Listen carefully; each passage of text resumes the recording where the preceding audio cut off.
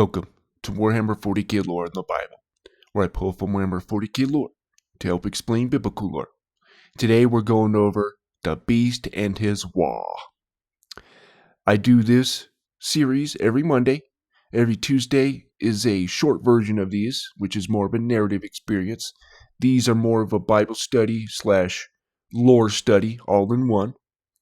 And then I do react videos every Wednesday and Friday. And with TikTok reactions, and I try to get in some YouTube reactions as well. And these have a biblical veneer to it as well. But I got a very interesting show today. If you want to know who the Beast of Revelation is, you'll be very surprised on who it is. Stay tuned. This is probably the more in-depth that I've ever gotten on this fellow and whatnot. So this is going to be very interesting, guys. Very interesting. And for the newcomers, what I do is that we get into the Warhammer 40k lore first, and then we get into the biblical side of things, and that kind of sets the stage or whatever. And then if there's something to go, with the Warhammer 40k lore at the end, then we'll round back to it. But if not, then we'll just wind it down there. Anyways, let's get this started. The Beast was one of the most powerful orc war bosses to have ever lived. In the year 544, in the 32nd millennium, he united much of the orc race and nearly succeeded in conquering the galaxy. His Waagh was the largest the galaxy has ever seen and rampaged across the Imperium, eclipsing even one Horus defeated during the Olenor Crusade, which earned him the title War Master. The Beast was a highly intelligent orc, capable of speaking flawless Gothic. Embittered by the humiliation of the orc race during the Olenor Crusade, he intended to cripple humanity and rule the galaxy. The Imperium only halted his advance at great cost and desperate measure, devastating the Adeptus Astartes. It was eventually concluded that there was not a single war boss known as the Beast. Rather, they were a collection of 6 prime orcs, monstrously powerful and intelligent war bosses who each commanded a legion, possibly clan, of greenskins. However, the prime orc the Imperium encountered most was larger than the others, nicknamed the Beast of Beasts. Okay. Name and appearance. And transmissions. By the way, take the lexicanums and the wikis with a grain of salt, guys, because they do get stuff wrong. So keep that in mind. In transmissions, intercepted by the Imperial military, the war boss referred to himself in orcish terms that defied exact translation into High Gothic, but roughly equivalent to Beast, I am slaughter, or Lord who will bring great slaughter. The Beast-class prime orcs were perhaps the largest orc war bosses ever encountered, which in orc society denoted his power, prestige, and lethality. In a transmission, he was estimated to be the size of a hab block. The Beast made even knobs appear as mere children in his presence, and his mouth was filled with tusks the size of tree trunks. So the Beast of Beasts. When one was finally encountered on Olenor, the Beast was at first thought to be a statue. However, when the statue moved, the Imperial invaders realized he was in fact a massive orc, at least 10 meters tall and encased inside battle armor. This orc was larger than the other lesser beasts. His armor and throne were adorned with black and white check marks. His helmet was horned, with a snarling orc face that covered his own, and adorned with rubies. Lesser beasts, another one of the prime orcs encountered by Imperial forces of Olenor, was said to be the size of a small gargant. A single arm of his massive battle armor was equipped with 2 battle cannons as well as autocannons, missile launchers, flamers, and other weapons. His other arm wielded a vibro mace as tall as a space marine. He wore patchwork armor and blue face guessing that's tattoos. Anyways. And was oh my goodness. What did I do? I'm screwing up here. and was accompanied by a court of massive orcs with death's head symbols. Other orcs of this size, speculated to be lesser beasts, were briefly seen exploding in the psychic shock wave that destroyed the orcs of Olinor. Since there were 6 thrones in the beast throne room, each associated with different symbol, it was speculated that there were prime orcs that each founded a legion among Waagh, the beast. So let's get into the history. Believed to have originated on Olinor, the beast first appeared at the head of an unprecedented massive Waagh in the Segmentum Solar. After destroying a world of Ardumantua and nearly the entire Imperial Fish chapter with his attack moon. After destruction of Aradamantua, the beast initiated his great push across the Segmentum Solar, killing billions of Imperials and overrunning entire sectors. The beast's Waagh field was so powerful that it influenced the orcs under his control to grow larger and become even more aggressive than usual. Despite losing an attack mood during the Battle of Port Sanctus, the beast was able to successfully position another directly over Terra. As the galaxy burned, Imperial forces sought out the beast's homeworld, which was believed to be Olinor. The Imperials, under their returned Vulcan, eventually led a massive invasion of Olinor in a final gamble to slay the beast. Vulcan lives, who revealed his strategic cunning by drawing the invaders into an urban kill zones as opposed to confronting them directly. The beast intended to delay the Imperials on Olinor long enough until the converted attack planet could teleport to Terra, using the attack moon still in its orbit, and wipe out the throne world once and for all.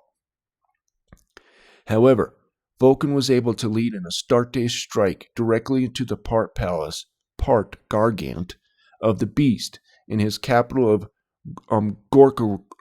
Gorkograd, and confront the creature directly. Man, one of these days I'll learn how to read.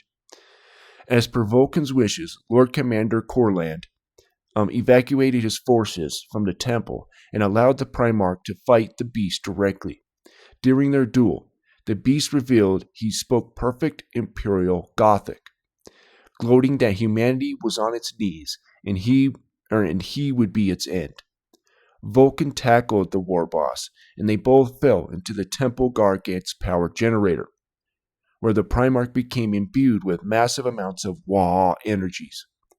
Rather than be consumed by the energies, as so many other men had, Vulcan used his primal and savage essence to become one with it, and launch one last attack.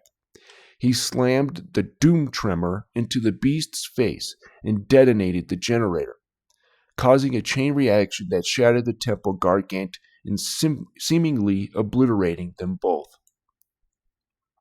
However, it soon became apparent that the beast had somehow survived his encounter with Vulcan. He announced his presence on the attack moon over Terra. Corland then launched a new plan to try and slay the beast, using a captured orc psychic and Sisters of Silence to create a devastating reverse Waagh effect. An orc psyker is a weird boy, but in the second invasion of the Olinor, the beast was seemingly killed by the ritual after an execution force led by Corland again reached his palace. However, shortly after his death, another, even larger orc war boss appeared, and it became apparent that there were in fact 6 beasts, each Primarch orc commanding his own legion. This newly appeared war boss was identified as the same that had fought Vulcan and killed Corland. After the death of Corland, Maximus Thane, chapter master of the 5th Exemplar, rebuilt the Imperial Fist using portions of Battle Brothers from other chapter of the last Waagh. This force led a third push on Olinor in the third battle for the planet. Thane and his entourage again attempted to use captured orc psyker in conjunction with the ritual by the Sisters of Silence to slay the beast. During the battle, the assassination team encountered one of the prime orcs, which was speculated to be the Beast of Beasts, as it was about to wipe out the Imperial invaders. The beast's head exploded due to the psychic ritual. The remaining beast class orcs and the majority of the greenskins on Olenor died with him. An orc about twice the size of a space marine was chosen to be officially presented as the beast before the public of the Imperial, large enough that it would not make the Imperium look weak for struggling, but not so large as to encourage cowardice. In the aftermath of the downfall of the beast, his Waagh crumbled, but it took many years and centuries-long crusade by the Imperium under the Thane to finish off his forces. Now we're getting into the biblical side of things here. Okay, so we're going to start out with this word, Orkneys. Now, I brought it up when I talked about the orcs, right? But this beast of Revelation, he's going to be kind of something similar to this, okay? So Orkneys is an Old English word from the epic poem Beowulf, generally translated as demon corpses or evil spirit corpses. It refers to the undead, ghoulish monsters described as the cursed descendants of Cain. Now here's where the beast comes in, right? So the etymology, the word is compound of orc, meaning demon, or derived from Orcus, the Roman god of the underworld, and neus, the plural of ne, meaning corpse. Well, we're going to see the beast comes up out of the bottomless pit, right? In Revelation. Okay, so keep that in mind. So now, Revelation chapter 17, starting in verse 3. So he carried me away in the spirit to the wilderness, and I saw a woman sit upon a scarlet-colored beast, full of names of blasphemy, having 7 heads and 10 horns. So just like the beast, right, there's many of them, right? Well, there's 7 heads and 10 horns. And we'll see when we go down further here. Let's go right here. The beast has the same, okay. Let's go right here. Let's go to verse 9. And here is the mind which have wisdom. The 7 heads are 7 mountains on which the woman sitteth. And there are 7 kings. So these 7 chief ones, these chief angels, right? These chief dragons in them, I believe they're all seraphim. Okay? And the seraphim means fiery serpent. And we're going to get into this. Why all this stuff seems to be dragon-like, right? Okay. And there are 7 kings, 5 are fallen, and there's 5 mentioned in the book of Enoch. They're literally called the chief ones. Okay? All right. And and one is, and the other is not yet come. And when he cometh, he must continue a short space. And the beast that was, and is not, even he is the 8th, but is of the 7, and goeth into perdition. So he has the same authority as these 7 angels, right? But he's the 8th. And then the 10 horns which thou sawest are 10 kings, which have received no kingdom as yet, but receive power as kings 1 hour with the beast. Okay. Very interesting. This is almost like the beast, right? In his Waagh. But anyways, I digress. Okay. Now we're going to pay attention to this part here. So, verse 5. Upon her forehead was the name written, Mystery, Babylon the Great, the mother of harlots and abominations of the earth. Okay. Now we're getting into the beast of Revelation. So this is Isaiah 14:4. Yes, you got that correct. Lucifer scripture, right? Or the Lucifer chapter. Thou shalt take up this proverb against the king of Babylon. Did you hear that? So we got mystery, Babylon the Great, the mother of harlots and abominations of the earth. Okay, the king of Babylon. And say, how hath the oppressor ceased? The golden city ceased. Okay. So now we're going to see a little family resemblance here in the dragon kingdom, right? Okay. Job 41:18. So this is talking about Leviathan, right? Which is a dragon. By his neesings, a light does shine, and his eyes are like the eyelids of the morning. And out of his mouth go burning lamps, and sparks of fire leap out. Out of his nostrils goeth smoke, and as out of a seething pot or cauldron. His breath kindled coals, and a flame goeth out of his mouth. A dragon, right? But let's pay attention to this morning here, right? Lucifer, son of the morning. Okay? It's the same. Shakar. And if you know, Shakar is a Canaanite god of the dawn. Very interesting. So his eyelids are like Shakar's. Be glowing, right? They're like glowing and fire and all that, right? Kind of like the emperor's, where when he gets going with his power, right, his eyes shine a little bit and whatnot, right? Okay. So let's go here. Who is this king of Babylon? Well, Lucifer, right? Verse 12. How art thou fallen from heaven, O Lucifer, son of the morning? Let's see what that. And by the way, there's nations there, by the way. So, son of the morning, how art thou cut down to the ground, which did weakest the nations? Very interesting. Okay. Morning. Shakar. Even more interesting. Let's see what Lucifer means here. Oh, come on. Hallel. Halel. Or Halal. Or Halel, sorry. The morning star, or the shining one. Isn't that interesting? Okay.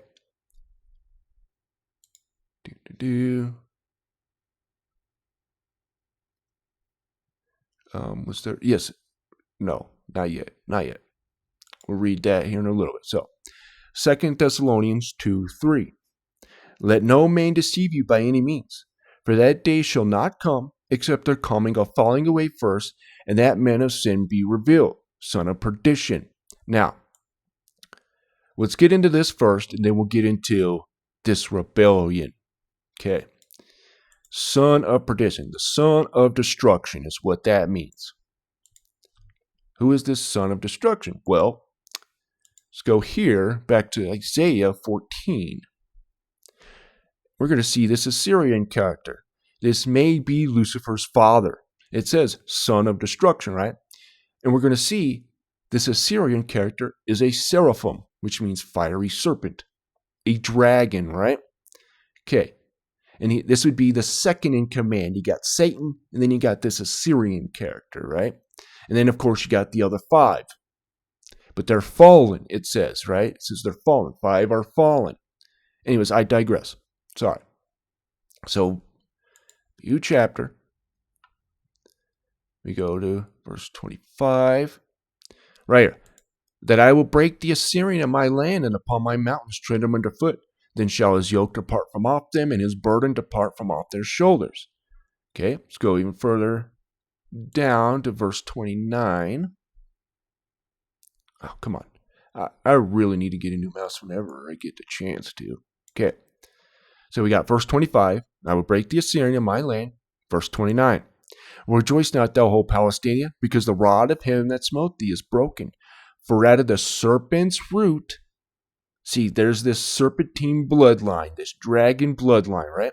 Shall come forth a cockatrice, and its fruit shall be a fiery, flying serpent. This is the word seraphim. Seraph, burning. And it means fiery serpent. Oops. Fiery serpent. There you go. So, Lucifer is of this dragon bloodline, this seraphim bloodline. That's why he's got the same authority as these 7, right? But he is the 8th. So, very interesting. Okay. So now we saw this. No man deceive you. So let's find what falling away means. Apostasia. Defection from the truth, a falling away, forsake. Even better one, or not better, I'm sorry, another one, sorry. You are exactly right. The term apostasy essentially means rebellion, defection, or a conscious abandonment of the commitment of faith once held. Now, you believe whatever you want about this. I'm not going to say that it's right or wrong or whatever. okay, or if this even happened. This supposedly Albert Pike wrote these 3 letters about 3 world wars, and Albert Pike was a general. He was a Southern general in the 1860s and stuff like that, right? In the the Civil War, and he wrote these letters to Giuseppe Mazzini, right here. This guy, Giuseppe Mazzini, was an Italian revolutionary leader of the mid-1800s, as well as the director of the Illumined Ones, we'll just say, right? So Albert Pike was a 33rd-degree Freemason occultist, Grand Master, and creator of the Southern jurisdiction of Masonic Scottish Rite. Okay, so the first 2 world wars that he put in here pretty much happened exactly the way it happened right there that it says. Now, let's get into the third one. This one, it talks about Lucifer, okay? Okay. So the Third World War must be fomented by taking advantage of the differences caused by the agent tour of the Illuminati, I'll say it. Now, you can believe whatever you want about that, okay?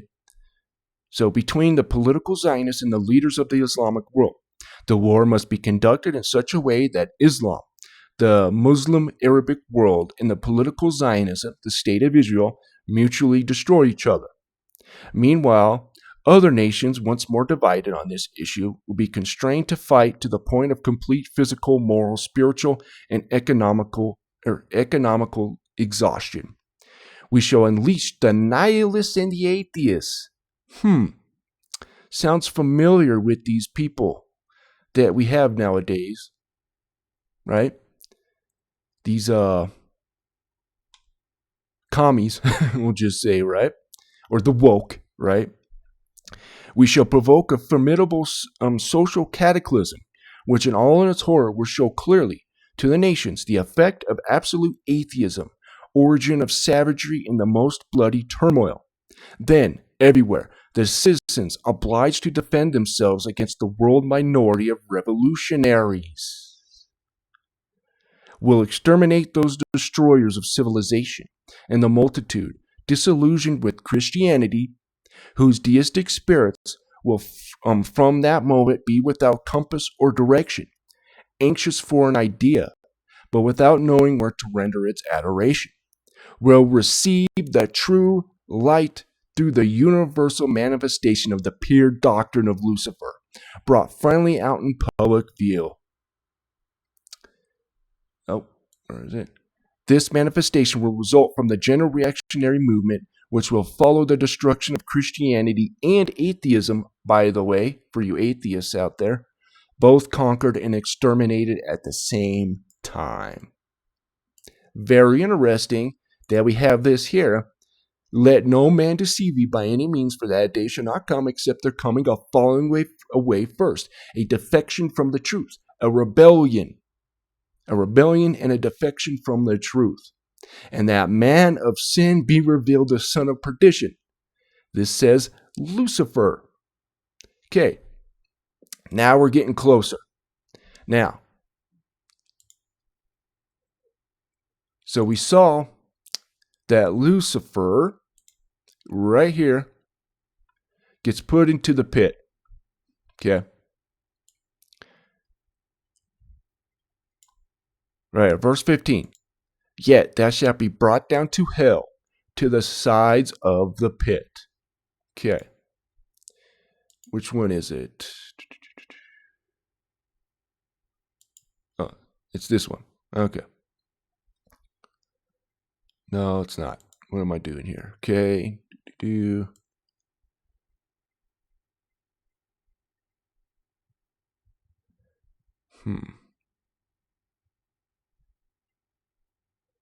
Let me find it here, guys.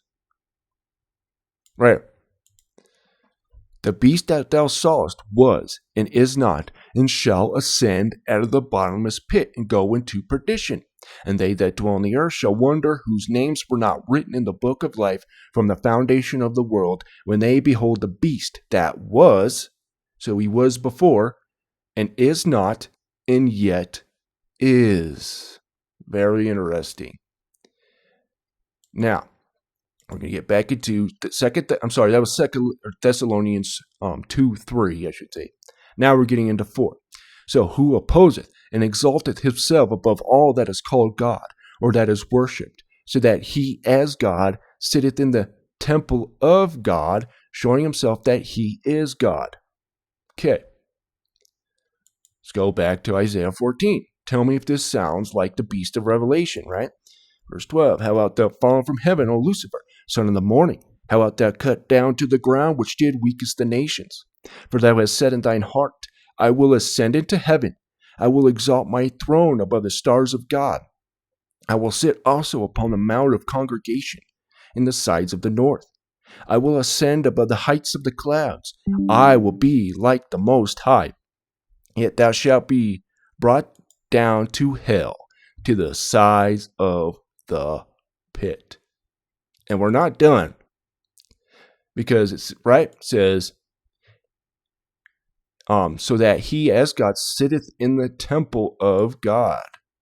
Well, this isn't a physical temple, folks.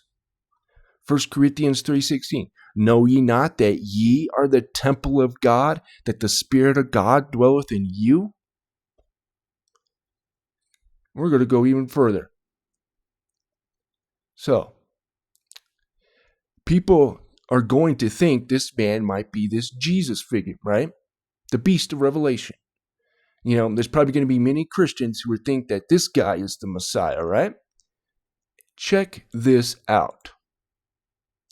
So this is the audience hall of Paul the Sixth audience hall. Okay. I don't know if I should bring that up. Uh-oh. Well, but you can see, let me see if I can find a better picture here. Here we go. See on the right? Well, you see these two eyes and this serpentine thing and then the teeth, the little fangs. Why is that doing at a Catholic institution? What's going on here? And not only that, this statue of Jesus here. Let me see if I can pull that up. I don't want to pull anything that's... hopefully you guys can see that. Not that one. That's... There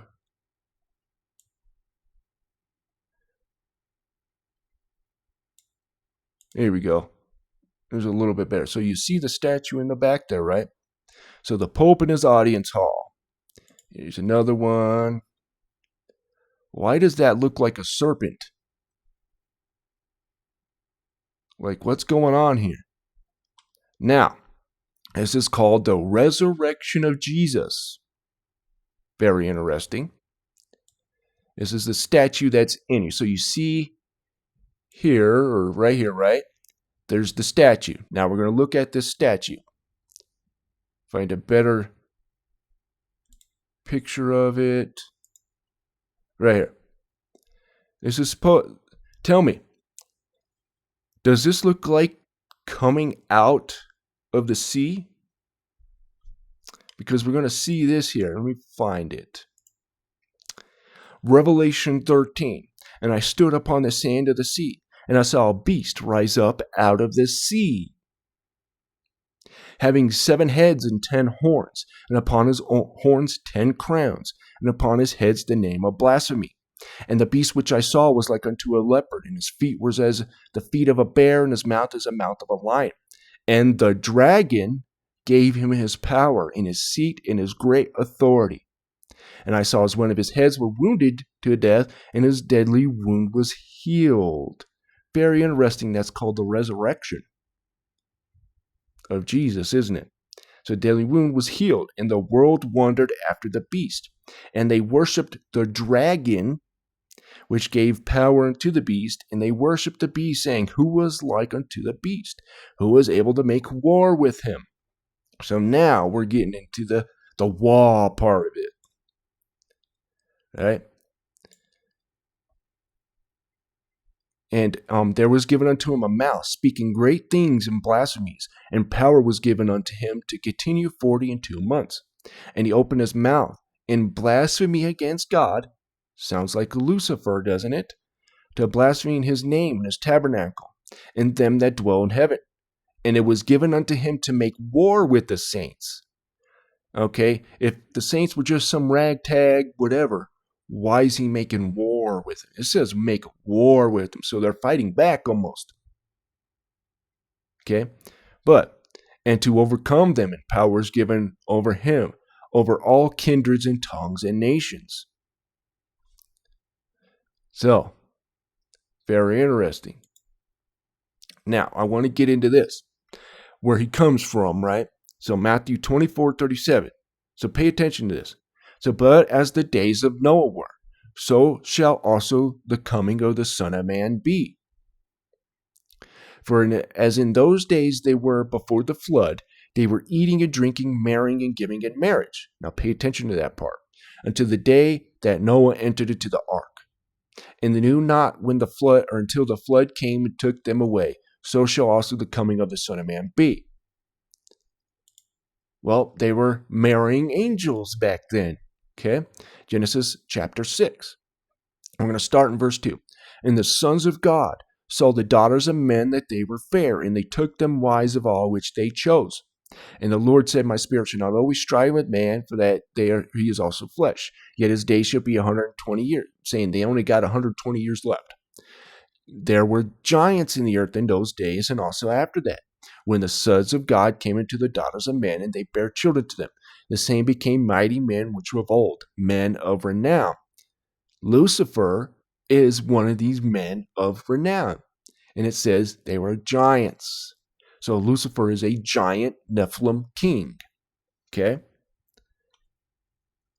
So he became, when his body died, he became this evil spirit, right? And that's probably going to get put into a body. And let's just say, Christians, he may be put into that body that you see the pictures of Jesus on, right? There's a very interesting video called I Pet Goat 2. Go watch that. Very interesting. Okay. So that what was going on. And anyways, I got my train of thought.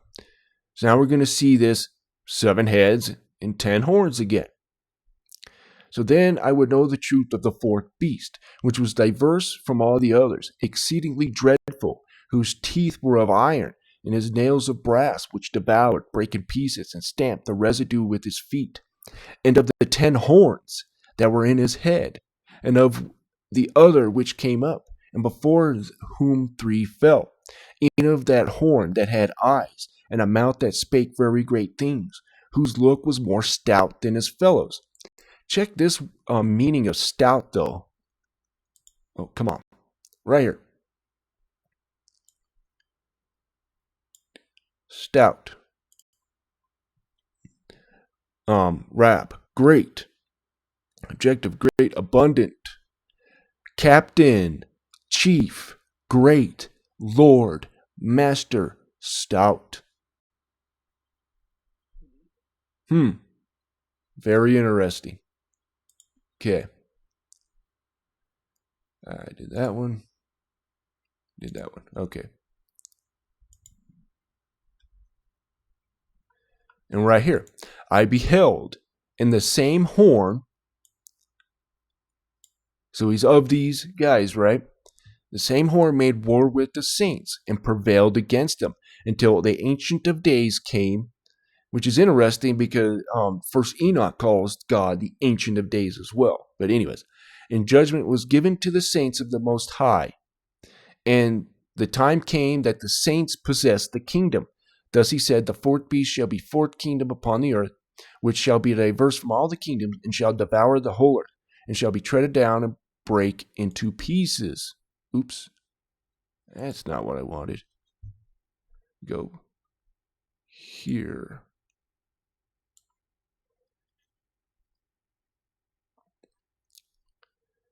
All right. So 24, and the 10 horns out of the kingdom were 10 kings that shall arise, and another shall rise after them, and he shall be diverse from the first, and shall subdue 3 kings. So this is this dragon bloodline, okay? These dragon kings. And he shall speak great words against the Most High, and shall wear out the saints of the Most High, and to think to change times and laws. And they shall be given into his hand until a time, times, and dividing of time. Now, does that say 7 years? No. 3.5 years. The Great Tribulation is 3.5 years. That's all I see in the Bible. I don't see 7 years. I don't know where they get the 7 years from. But anyways, I digress. And he shall speak great words against the Most High. Oh, I said that already. But the judgment shall sit, and they shall take away his dominion, to consume and to destroy it unto the end. And the kingdom and dominion, the greatness of the kingdom under the whole heaven, shall be given to the people of the saints of the Most High, whose kingdom is an everlasting kingdom, and all dominion shall serve and obey him. Isn't that interesting? So it's not 1,000 years, and then we give it up to God. First off, Jesus is God, and every time you see him reign, it says forever. Upon his shoulders, the government was given, right? God put the government on his shoulders, his son's shoulders. Unto us a son is given, right? It says there. That's Jesus. But anyways, I digress. We're not talking about that. Yeah. Now, here's one of the armies he's going to have. This is a Nephilim army here. Okay. So, in the fifth angel sat, and I saw a star from heaven fall from heaven unto the earth. And to him was given the key of the bottomless pit. There it is. And he opened the bottomless pit, and there arose smoke out of the pit, as smoke of a great furnace. And the sun and the air were darkened by reason of the smoke of the pit. And there came out of the smoke locusts upon the earth. And unto them was given power, as scorpions of the earth have power. And it was commanded them that they should not hurt the grass of the earth, neither any green thing, neither any tree, but only those men which have not the seal of God in their foreheads. And to them it was given that they should not kill them, but that they should be tormented 5 months. And their torment was as the torment of a scorpion when he striketh a man. And in those days shall men seek death, and shall not find it. That's very interesting. Is this false immortality? And shall desire to die, and death shall flee from them. And the shapes of the locusts were like unto horses prepared unto battle, and their heads were as the crowns like gold, and their faces as the faces of men. This hybrid Nephilim army, right? And they had hair as the hair of a woman, and their teeth were as the teeth of lions. They had breastplates, and it was breastplates of iron, and the sound of the wings was as the sound of chariots, and many horses running to battle. And they had tails like unto scorpions, there were stings in their tails, and their power was to hurt man 5 months.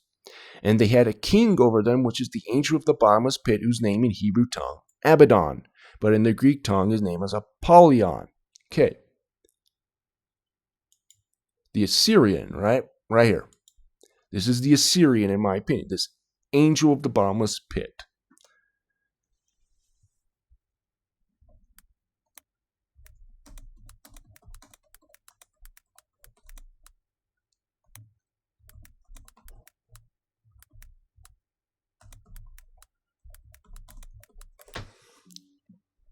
Right here. This is where it labels the Assyrian, the destroyer. Right. Starting in verse 5. O Assyria, the rod of mine anger, and the staff in their hand is my indignation. I will send them against the hypocritical nation, against the people of my wrath will I give him charge, to take spoil, to take the prey, and tread them down like the mire of the streets. Howbeit he meaneth not so, neither doth his heart think so, but it is in his heart to destroy, and cut off nations not a few. Pay attention to this part. For he saith, are not my princes altogether kings? Is Lucifer one of those kings? In those 10 kings, right? Very interesting. Okay. Now, here's another one. Revelation 16:13. And I saw 3 unclean spirits like frogs come out of the mouth of the dragon, out of the mouth of the beast, and out of the mouth of the false prophet. I wonder which entities that look like frogs.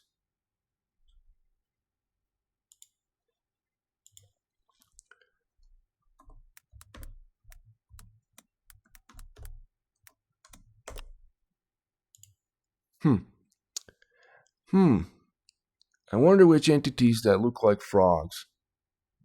Very interesting, huh? You'll see him with fingers like that.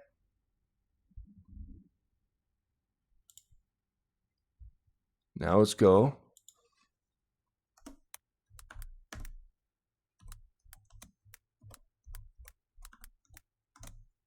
And again, right, it's going to be like the days of Noah. So, very interesting. See if I can get a good image of it. So, very interesting. Let's go even further with it. Oh, not that one. So, frogs out of the mouth of the dragon, out of the mouth of the beast, out of the mouth of the false prophet. They are spirits of devils, working miracles which go forth unto the kings of the earth and the whole world. They gather them to battle at the great day of God Almighty, which go forth to the kings of the earth and the whole world. I guess just replace that with governments. Okay. And to gather them together or to battle at the great day of God Almighty. Could they be given technology so that way they can battle God? Let me say this. Go listen to Reagan's speech about the one where something come on to the earth, how everybody will unite and stuff like that. I wonder who he's talking about. But anyways, we're going to end it with this one. Revelation 19:19. And I saw the beast and the kings of the earth and their armies gathered together to make war against him that sat on the horse and against his army. And the beast was taken, and with him the false prophet that wrought miracles before him, in which he deceived them that had received the mark of the beast, and then that worshipped his image. That image is going to be coming to play with the machine god, but that's a whole nother video. These both were cast alive into the lake of fire, burning with brimstone. Okay. So there ain't much to bring back with the Warhammer 40k stuff. Well, there is, but we'll just leave it at that. And we're going to wind this down here, guys. I want to thank everybody who liked the video. If you disliked the video, thank you for at least giving me a chance. Also, I want to promote my memberships, just $5 a month. There's going to be extra videos, all different kinds of videos, gaming sessions, maybe painting sessions down the road, Q&As, stuff like that, to where you guys get your bang for your buck. And I'm thinking of other things to bring too as well. So that way, that $5 means something, right? And you'll be helping out the channel as well. Also, check out W Energy Drinks. The discount link is in the description. Get 10% off. And these are jitterless. That's why I promote these. And it's got healthy stuff for you. So, anyways, guys, you guys have a wonderful day.